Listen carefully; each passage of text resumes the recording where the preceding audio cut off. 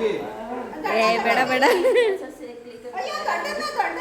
ಅಲ್ಲಿ ಚಿಕ್ಕ ಕಲಿ ಬಿಡೋದು.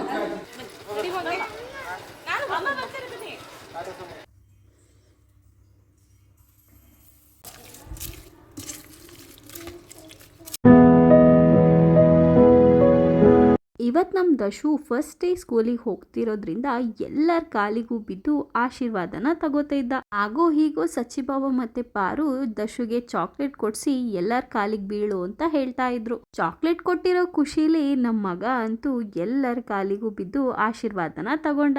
ಅವನಿಗಂತೂ ಸ್ಕೂಲ್ ಎಕ್ಸ್ಪೀರಿಯನ್ಸ್ ಹೇಗಿರುತ್ತೆ ಅಂತ ಗೊತ್ತಿಲ್ಲ, ಆದರೆ ಹೊಸ ಬ್ಯಾಗು ಎಲ್ಲ ತಗೊಂಡಿರೋ ಖುಷಿಗೆ ಅವನಿವತ್ತು ಹೊರಟಿದ್ದ. ಅವನಿಗಂತೂ ಸ್ಕೂಲ್ ಹೇಗಿರುತ್ತೆ ಏನು ಎತ್ತ ಏನೂ ಗೊತ್ತಿಲ್ಲ, ಆದರೆ ಅವನಿಗೆ ಪಿಕ್ನಿಕ್ ಹೋಗೋ ಫೀಲ್ ಏನೋ, ಅದಕ್ಕೋಸ್ಕರ ಬೇಗ ಬೇಗ ಹೊರಟಿದ್ದ.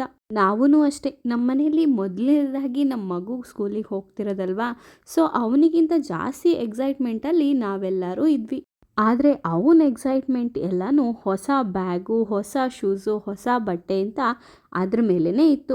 ಇನ್ನು ಅವನ ಎಕ್ಸೈಟ್ಮೆಂಟ್ ಮಧ್ಯದಲ್ಲಿ ನನ್ನ ಮಗಳ ಎಕ್ಸೈಟ್ಮೆಂಟ್ ನೋಡೋದೇ ನನಗೊಂಥರ ಖುಷಿಯಾಗಿತ್ತು. ಅವಳಂತೂ ನಾನು ಅಣ್ಣನ ಸ್ಕೂಲಿಗೆ ಬಿಟ್ಟು ಬರ್ತೀನಿ ಅಂತ ಹೇಳಿ ಅವನ ಬ್ಯಾಗ್ನ ಹಾಕ್ಕೊಂಡು ಲಂಚ್ ಬಾಕ್ಸ್ ಎಲ್ಲ ಎತ್ಕೊಂಡು ಅವಳೇ ರೆಡಿಯಾಗಿದ್ಲು. ಇನ್ನು ಫಸ್ಟ್ ಡೇ ಆಗಿರೋದ್ರಿಂದ ಎಲ್ಲರೂ ಒಂದ್ಸಲ ಸ್ಕೂಲ್ ನೋಡ್ಕೊ ಬರೋಣ ಅಂತ ಹೇಳಿ ಹೊರಟಿದ್ವಿ. ಇನ್ನು ಸ್ಕೂಲ್ ಹೊರಗಡೆ ಅಂತೂ ಚೆನ್ನಾಗಿ ಗಾರ್ಡನಿಂಗ್ ಎಲ್ಲ ಮಾಡಿದ್ರು. ನಾವು ದಶುನ ಸೇರಿಸಿರೋ ಸ್ಕೂಲು ಅಷ್ಟೇ, ಒಂದು ಮನೇನ ನೀಟಾಗಿ ಸ್ಕೂಲ್ ಥರ ಮಾಡಿದ್ರು.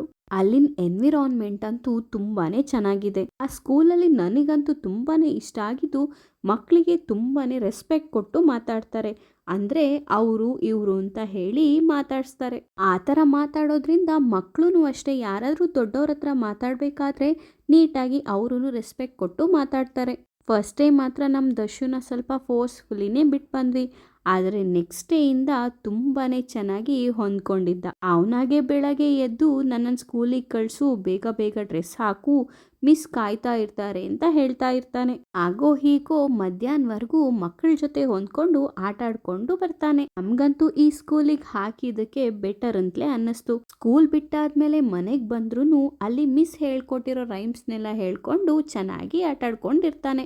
ಅವನ್ನ ಸ್ಕೂಲಲ್ಲಿ ಬಿಟ್ಟು ಬಂದು ನೆಕ್ಸ್ಟ್ ಇನ್ನು ಮನೆಗೆ ಬಂದರೆ ಸ್ವಲ್ಪ ಉಪ್ಪಿನಕಾಯಿ ಹಾಕೋಣ ಅಂತ ಅನ್ಕೊಂಡೆ. ಒಂದು 15 ದಿವಸ ಹಿಂದೆ ಮಾವಿನಕಾಯಿನೆಲ್ಲ ಕಟ್ ಮಾಡಿ ಉಪ್ಪಲ್ಲಿ ನೆನೆ ಹಾಕಿದ್ದೆ. ಅದರಿಂದ ಉಪ್ಪು ನೀರನ್ನೆಲ್ಲ ಸಪ್ರೇಟ್ ಮಾಡಿ ಇಟ್ಕೊಂಡೆ. ಇನ್ನ ಒಂದು ಬಾಣಲಿನಲ್ಲಿ 1 ಸ್ಪೂನ್ ಜೀರಿಗೆ, 2 ಸ್ಪೂನ್ ಧನಿಯಾ, ಹಾಗೆ 3-4 ಸ್ಪೂನ್ ಸಾಸಿವೆನ ಹಾಕೊಂಡು ಚೆನ್ನಾಗಿ ಹುರ್ಕೊಂಡೆ. ಅದಾದ್ಮೇಲೆ ಅದೇ ಬಾಣಲಿಗೆ 20-25 ಬ್ಯಾಡಗಿ ಮೆಣಸಿನ್ಕಾಯಿನ ಸ್ವಲ್ಪ ಎಣ್ಣೆ ಹಾಕಿ ನೀಟಾಗಿ ಲೋ ಫ್ಲೇಮಲ್ಲಿ ಈ ತರ ಫ್ರೈ ಮಾಡ್ಕೊಂಡೆ. ಅದನ್ನೆಲ್ಲ ತಣ್ಣಗಾದ್ಮೇಲೆ ಮಿಕ್ಸಿ ಜಾರಿಗೆ ಹಾಕೊಂಡು ಮಾವಿನಕಾಯಲ್ಲಿರೋ ಉಪ್ಪಿನ ನೀರನ್ನ ತೆಗೆದ್ಬಿಟ್ಟು ಅದ್ರ ಜೊತೆಗೆ ಇದನ್ನ ಚೆನ್ನಾಗಿ ರುಬ್ಕೋಬೇಕು. ಈ ಉಪ್ಪು ನೀರನ್ನ ಹಾಕಕ್ಕಿಂತ ಮುಂಚೆ ಒಂದ್ಸಲ ಹಾಗೆ ರುಬ್ಕೊಳ್ಳಿ. ಅದಾದ್ಮೇಲೆ ಉಪ್ಪು ನೀರನ್ನ ಸ್ವಲ್ಪನೇ ಆ್ಯಡ್ ಮಾಡ್ತಾ ಹೋಗಿ. ಆ ನೀರು ಸಾಕಾಗಲ್ಲ ಅಂತ ಹೇಳ್ಬಿಟ್ಟು ಸ್ವಲ್ಪ ಉಪ್ಪು ಹಾಕಿ ಬಿಸಿನೀರನ್ನ ಕುದಿಯಕ್ಕಿಟ್ಟಿದ್ದೆ. ಜಾಸ್ತಿ ತರಿನೂ ಇಲ್ಲದೆ ನೈಸಾಗೂ ಇಲ್ಲದೆ ಈ ತರ ನೀಟಾಗಿ ರುಬ್ಕೋಬೇಕು. ಇನ್ನ ರುಬ್ಬಿರೋದ್ನೆಲ್ಲ ಈ ಮಾವಿನಕಾಯಿ ಇರುತ್ತೆ ನೋಡಿ, ಅದಕ್ಕೆ ಹಾಕೊಂಡು ಹಾಗೆ ಮಿಕ್ಸ್ ಮಾಡ್ಕೊಳ್ಳಿ. ಮಿಕ್ಸ್ ಮಾಡ್ಕೋಬೇಕಾದ್ರೂ ಅಷ್ಟೇ, ಯಾವುದೇ ಕಾರಣಕ್ಕೂ ಕೈನ ಅಂತೂ ಮುಟ್ಸಕ್ ಹೋಗಬೇಡಿ. ಒಂದು ಸೌಟಿದ್ರೆ ಇಲ್ಲ ಮರದ ಸೌಟಿದ್ರೆ ಬೆಸ್ಟ್ ಅನ್ಸುತ್ತೆ.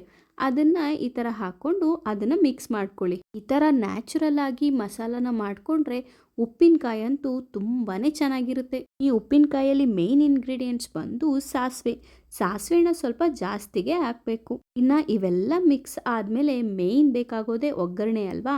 ಒಗ್ಗರಣೆ ಇಲ್ಲದೆ ಉಪ್ಪಿನಕಾಯಿ ಹೇಗಾಗುತ್ತೆ ಹೇಳಿ. ಇನ್ನು ಬಾಣಲಿನಲ್ಲಿ ಸ್ವಲ್ಪ ಎಣ್ಣೆನ ಇಟ್ಕೊಂಡು ಅದಕ್ಕೆ ಸಾಸಿವೆ ಹಾಕಿ ಜಜ್ಕೊಂಡು ಬೆಳ್ಳುಳ್ಳಿನ ಹಾಕಿ ಅದಾದ್ಮೇಲೆ ಕರಿಬೇವನ್ನ ಸ್ವಲ್ಪ ಹಾಕಿ ಈ ಥರ ಲೋ ಫ್ಲೇಮಲ್ಲಿ ಬಾಡಿಸ್ಕೋಬೇಕು. ಮಾಮೂಲಿ ಒಗ್ಗರಣೆಗಿಂತ ಎಣ್ಣೆ ಸ್ವಲ್ಪ ಜಾಸ್ತಿ ಇದ್ದರೆ ಉಪ್ಪಿನಕಾಯಲ್ಲಿ ಹೀರ್ಕೋಬೇಕಾದ್ರೆ ತುಂಬಾ ಚೆನ್ನಾಗಿರುತ್ತೆ. ಆದರೆ ಯಾವುದೇ ಕಾರಣಕ್ಕೂ ಒಗ್ಗರಣೆ ಮಾತ್ರ ಸೀಬಾರ್ದು. ಇನ್ನು ಬಾಡಿಸ್ಕೊಂಡಿರೋ ಒಗ್ಗರಣೆನ ಈ ಮಸಾಲಕ್ಕೇನೆ ಮಿಕ್ಸ್ ಮಾಡಿಕೊಂಡ್ರೆ ಉಪ್ಪಿನಕಾಯಿ ರೆಡಿಯಾಗೋಗುತ್ತೆ. ಇನ್ನು ಇವಿಷ್ಟೇ ಅಲ್ಲ, ಇದನ್ನು ಒಂದು ಏರ್ಟೈಟ್ ಕಂಟೈನರಲ್ಲಿ 1 ವಾರ ಓಪನ್ ಮಾಡ್ದೇ ಇಡಬೇಕು. ಅದಾದಮೇಲೆ ಉಪ್ಪಿನಕಾಯಿನ ಯೂಸ್ ಮಾಡೋದ್ರಿಂದ ಬೆಸ್ಟ್ ಅಂತಲೇ ಹೇಳ್ಬೋದು. ತುಂಬಾ ಚೆನ್ನಾಗಿರುತ್ತೆ. ಇನ್ನು ಈ ರೆಸಿಪಿನ ಕ್ವಿಕ್ಕಾಗಿ ನೋಡಬೇಕಂದ್ರೆ ನನ್ನ ಚಾನಲಲ್ಲಿ ಶಾರ್ಟ್ಸ್ ಕೂಡ ಹಾಕಿದ್ದೀನಿ, ಹೋಗಿ ಚೆಕ್ ಮಾಡ್ಕೋಬೋದು. ಇನ್ನು ದಶು ಸ್ಕೂಲಿಂದ ಬಂದಮೇಲೆ ನನ್ನ ಮಗಳು ಅವನ್ನ ಎಷ್ಟು ಮಿಸ್ ಮಾಡ್ಕೋತಿದ್ಲು ಅಂತ ಇದನ್ನು ನೋಡಿದ್ರೇ ಗೊತ್ತಾಗುತ್ತೆ. ಅವನ್ ತೊಡೆ ಮೇಲೇನೆ ಮಲ್ಕೊಂಡು ಆರಾಮಾಗಿ ಟಿವಿ ನೋಡ್ತಾ ಕೂತಿದ್ರು ಇಬ್ರು. ನನ್ಗಂತೂ ನನ್ನ ಮಕ್ಕಳು ಈ ತರ ಇದ್ರೇನೆ ಖುಷಿ.